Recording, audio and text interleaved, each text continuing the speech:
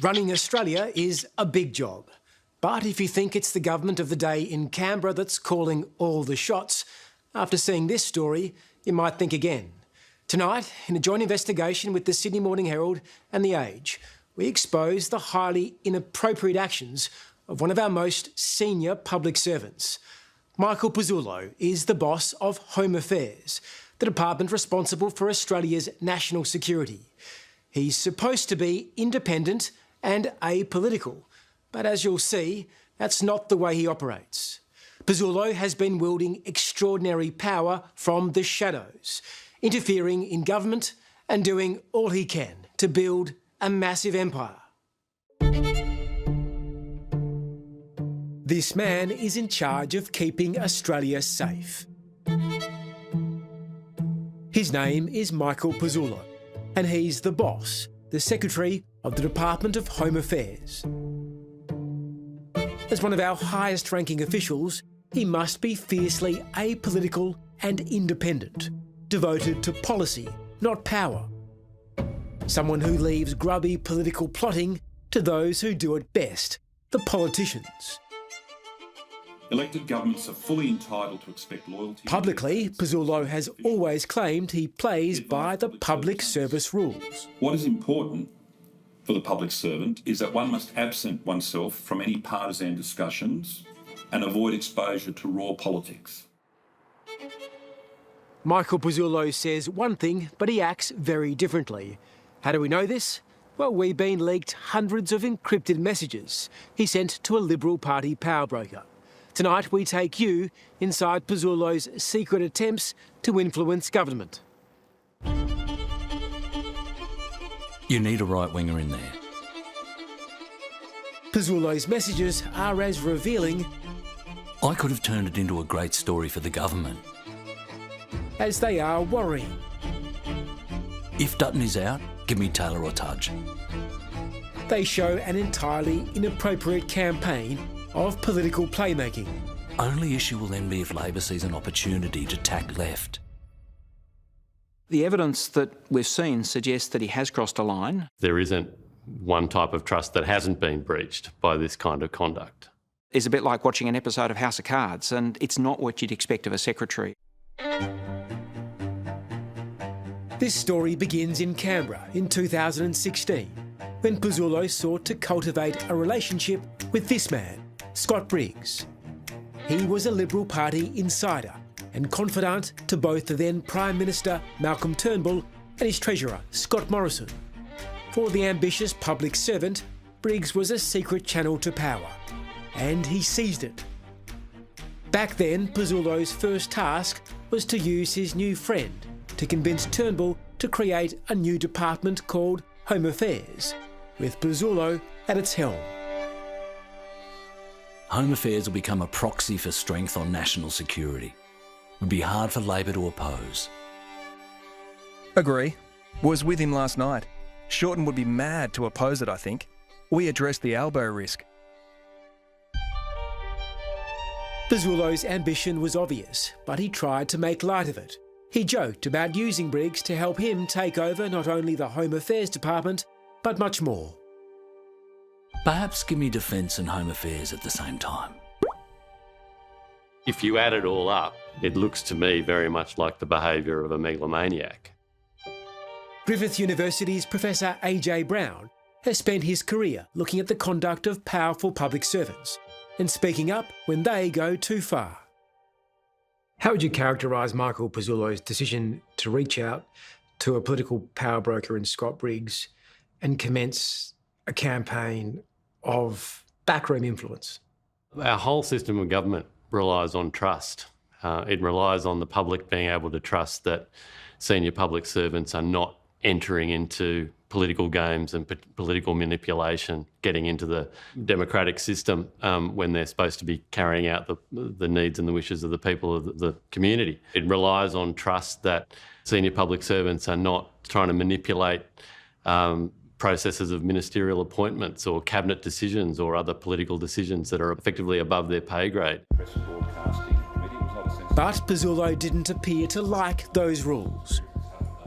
What he communicated to Briggs was his overwhelming desire to make the Home Affairs Department all-conquering.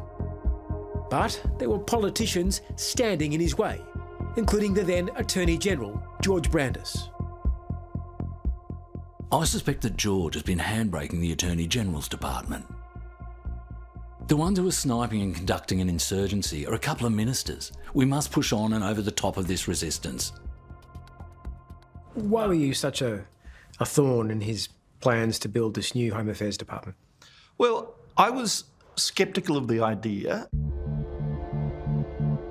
Brandis believed Pizzulo's proposed Home Affairs Department would be too powerful, and so would Pizzullo. So Pizzullo secretly messaged Liberal power broker Scott Briggs to denigrate and undermine the Attorney-General.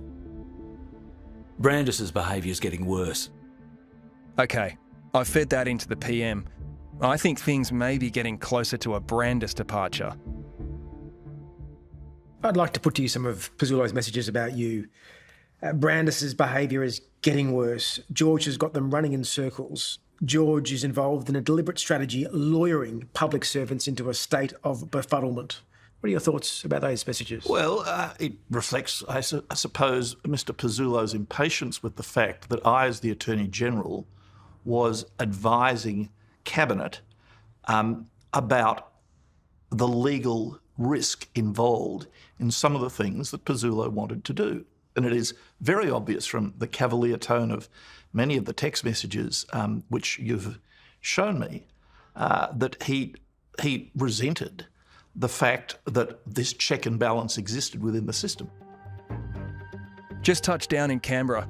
I'm seeing Scott and Malcolm at some stage today, maybe having dinner with them. Any messages you want me to convey? Yep, Home Affairs is going well, except the Attorney-General's department needs to be put to the sword. I've never seen anything like this. When I read the messages, I was shocked. Professor George Williams is a constitutional and national security law expert. This is so far outside of how you would expect a secretary to behave that I did wonder about their authenticity. But having looked at them, it left me very uneasy because it suggested conduct that is well outside what we would expect a secretary to do, and I think is really concerning given how we expect our Westminster system to operate. We've analysed hundreds of messages sent over a several-year period. The scale of this, what does this all point to? Well, it shows that it's not one-off, it's not isolated, it's not a one-off mistake perhaps, it's a pattern of conduct. Both Michael Pizzullo and Scott Briggs declined our interview requests. It's probably understandable though, considering how embarrassing these encrypted messages, obtained by 60 Minutes through a third party who lawfully accessed them, are. Few high-profile government ministers of the day are spared Pizzullo's wrath, especially Defence Minister Marise Payne and Defence Industry Minister Christopher Pyne. Payne is completely ineffectual. Marise is a problem. It may be too hard for him to dump a woman. If she stays, then she has to stop thinking and acting like a foreign minister light. She looks weak. And get rid of Pyne from that silly portfolio role. You can say that he has done his job. At the time, Michael Keenan was the Justice Minister. He too was slammed. He needs to lift his sights and his horizons rather than getting stuck on questions of status and prestige. Very true. Too many passengers in this government. But it was George Brandis who Pizzullo mostly wanted to knife. Well before the end of 2017, Brandis had decided to quit politics, but Pizzullo didn't know it and was worried Brandis would hang around to oppose his grand plans. George seems to be trying to negotiate a stay of execution. If that were to occur, he would have to change his mindset and behaviours about Home Affairs. He is in complete denial. Days later, Pizzullo messaged Briggs a news story announcing Brandis's resignation. Have I ever let you down? Having tasted real political power, Pizzullo seems to have wanted more. And with Scott Briggs on the end of his encrypted phone line and Briggs's best mate, Scott Morrison, soon to become Prime Minister, things were heating up. This was an engagement in the political process that went well beyond anything I've seen. Canberra might seem slow and staid, but for those in the bubble of power, it's anything but. And at times it can be vicious beyond belief. Like in 2018, when the then Prime Minister Malcolm Turnbull was challenged from within his own party. As the government went to war with itself, there was a frantic exchange of messages between Liberal Party insider Scott Briggs and Home Affairs boss Michael Pezzullo, who wanted his intentions known. If Dutton is out, give me Taylor or Tudge. You need a right-winger in there. People smugglers will be watching. Agree. Please feed that in. Will do. Now remember, this senior public servant is meant to be above party politics. But as it became likely that Scott Morrison would become Prime Minister, Pezzullo began agitating with Morrison's close friend, Scott Briggs, hoping the Liberal Party power broker would in turn influence Morrison about who he'd appoint to key cabinet roles. These secret messages reveal Pezzullo's brazen attempts to reshape the new government. I don't wish to interfere, but you won't be surprised to hear that in the event of ScoMo getting up, I would like to see Dutton come back to Home Affairs. No reason for him to stay on backbench that I can see. I agree. With Peter Dutton singled out as Pezzullo's preference to return to the Home Affairs Ministry, there was a curveball in the leadership contest, when Julie Bishop emerged as an outside contender for the top job. Pezzullo was having none of it. Briggs had to calm the supposedly independent public servant. Julie B? A distraction. Not serious. ScoMo is in front, mate. He could be the PM tomorrow. Almost had a heart attack. Ready to serve. Same goes for Dutton too, of course. JB won't come through as a compromise. She is at 11. We are at 43. I shouldn't, of course, express any relief at the state of her numbers. There isn't one type of trust that hasn't been breached by this kind of conduct. Professor AJ Brown is an expert in public sector integrity. You're saying Michael Pezzullo crossed the line? Well, it's hard to see how the attempt to influence these kinds of decisions using these kinds of channels doesn't breach most of the core principles of accountability and good conduct that a permanent head of a government department would be expected to comply with. It's now history Scott Morrison took over from Malcolm Turnbull as Prime Minister in 2018. It was a result Michael Pezzullo welcomed, and he was quick to congratulate Morrison's wingman, Scott Briggs. You played a blinder. Haha, thanks, mate. He did really well today. He's feeling good. We're talking ministry tomorrow, so I'll chat with you then. Scattered among the attempts to influence political decisions are some messages which show it's clear Pezzullo knows his role is supposed to be impartial. Please keep our conversation confidential. Tricky tightrope for me. AJ Brown says these admissions only serve to worsen the conduct of the department secretary. I'm sure Mr. Pezzullo would say, well, hang on, in the messages I made quite frequent references to the need to be apolitical. Do those qualify as he injected less in the harm? I mean, I would read the content of some of those messages as being a self-indictment, in that what's being demonstrated is an awareness of what the conduct should be, what the principles are, and then the conduct continues. He knew he was up to no good.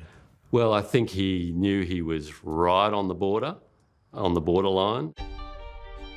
Perhaps, but it didn't stop Pezzullo repeatedly trying to resuscitate the career of fallen Prime Minister and ultra-conservative Tony Abbott. Time to bring Abbott back in? Too hard? Or shoving the knife into his public service colleagues, including the well-regarded Secretary of the Department of Prime Minister and Cabinet, Martin Parkinson. Sorry to say, Parkinson isn't up to it. Martin P's insecurities don't need to be fed. He is entirely lacking in self-awareness.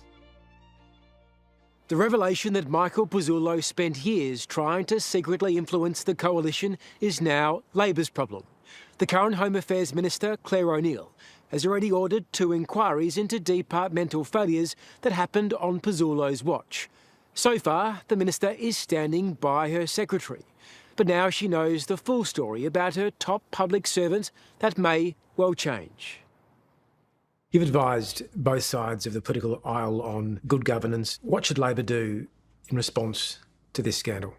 Well, I think this is an example of where an investigation is warranted. This is not behaviour that any senior public servant, let alone the head of government departments, should regard as being acceptable. It's clearly highly corrosive of the whole way that the system and the public service is meant to work. Former Attorney General George Brandis agrees. He says it's vital for the government and the public service to be transparent. Do you think it's in the public interest these messages come out? Well, I do. What is significant about these messages is that they reveal Mr. Pizzulo's attitude.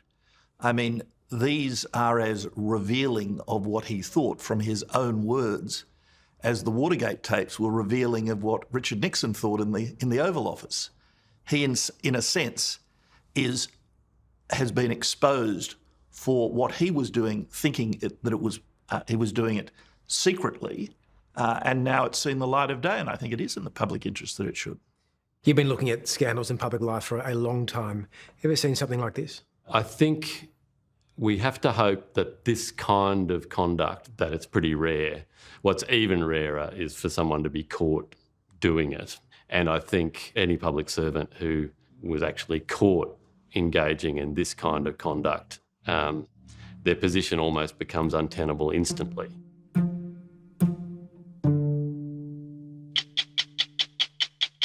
While Michael Pizzulo and Scott Briggs both refused our interview requests, they have provided statements, which you can read on our website.